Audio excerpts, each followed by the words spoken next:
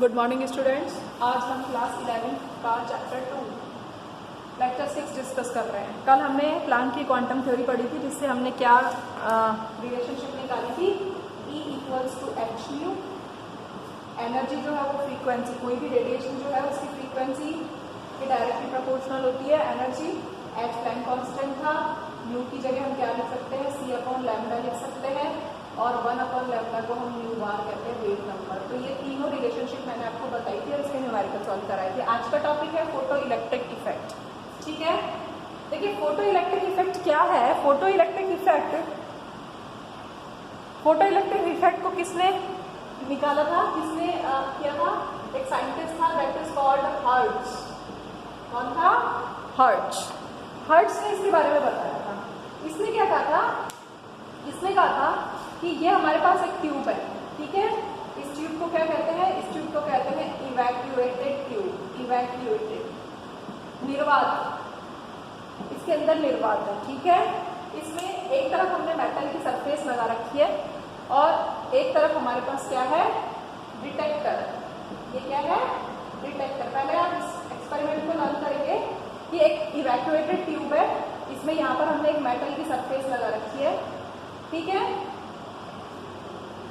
और यहाँ पर हमने एक डिटेक्टर लगा रखा है, ठीक।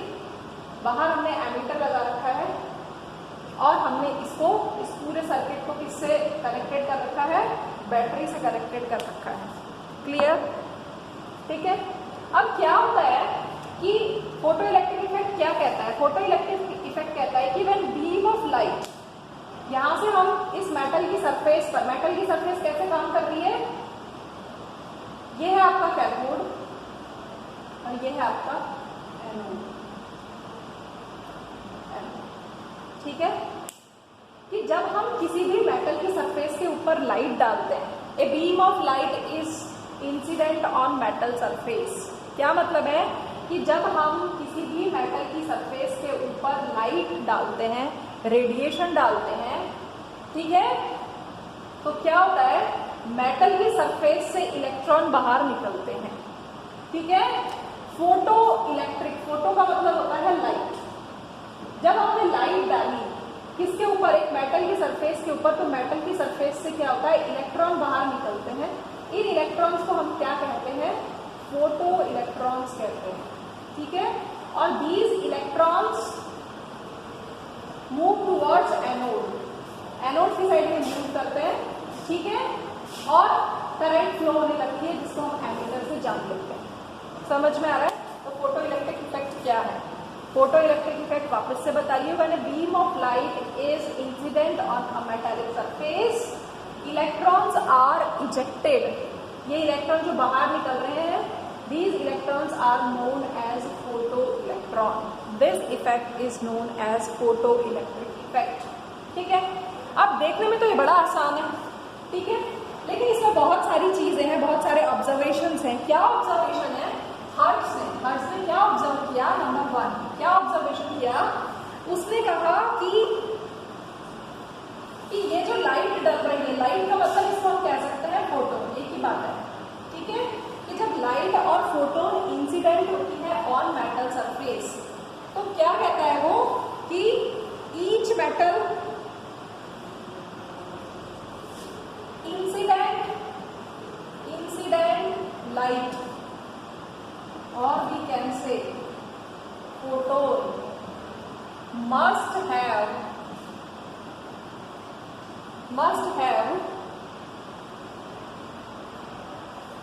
minimum frequency।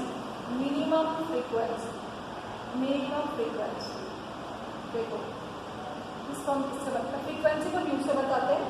मिनिमम फ्रीक्वेंसी का मतलब क्या है? मिनिमम फ्रीक्वेंसी का मतलब है जब इसको हम कहते हैं नॉट, ठीक है, नॉट, KNOT, नॉट का मतलब नॉट, ठीक है। कि जब हम इस मेटालिक सरफेस के ऊपर जो लाइट डाल रहे हैं, वो जो लाइट है, तो ये जो लाइट डाल रहे हैं इस फोटो, ये जो लाइट डाल रहे हैं इस लाइट की या फोटोन की जो फ्रीक्वेंसी है वो कितनी होनी चाहिए? मिनिमम इतनी तो होनी ही चाहिए, μ0 तो होनी ही चाहिए। पहली बात ये कहते हैं, ठीक है, क्योंकि अब ये कितनी होगी, इट डिपेंड्स अपॉन, तो μ0 इज डिफरेंट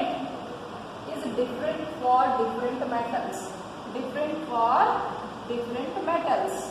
क्या मतलब हुआ कि अलग अलग धातु। मेटालिक सरफेस का मतलब क्या है? मेटालिक सरफेस का मतलब ये कोई सोडियम हो सकती है, मैग्नीशियम हो सकती है। तो सोडियम के केस में मिनिमम फ्रीक्वेंसी मान लीजिए कितनी है? 10 है। तो जो लाइट डल रही है इसके ऊपर, उसकी फ्रीक्वेंसी कितनी होनी चाहिए? 10 तो होनी चाहिए, 10 से ज्यादा हो सकती है, 10 से कम नहीं होनी चाहिए। यदि 10 से कम होगी तो इससे इलेक्ट्रॉन इजेक्ट नहीं होंगे। समझ में आ रहा है? फिर तीसरी बात क्या कहते हैं कि तीसरी बात क्या निकल कर आती है कि जो काइनेटिक एनर्जी है, kinetic energy of photo electrons, पहले मैं जो ये चीज बता रही हूँ उसको आप समझेंगे। Kinetic energy of photo electrons is directly proportional to the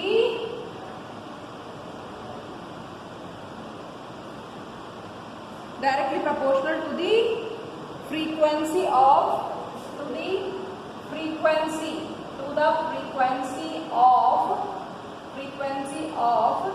incident rays।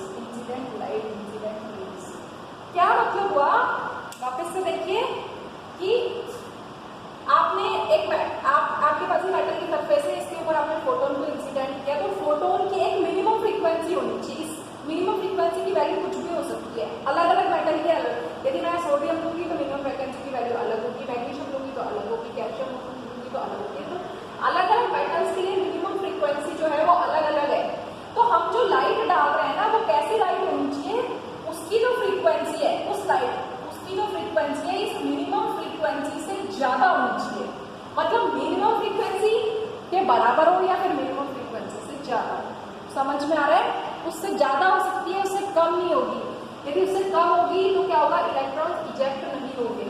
तो जैसे ही आपने एक मिनिमम फ्रीक्वेंसी की लाइट इस मेटल के ऊपर इंसिडेंट की, यहाँ से इलेक्ट्रॉन्स बाहर निकलते हैं और ये इलेक्ट्रॉन्स आगे की साइड में मूव करते हैं। तो जब ये मूव करते हैं तो इन इलेक्ट्रॉन्स की कोई ना कोई काइनेटिक एनर्जी होगी।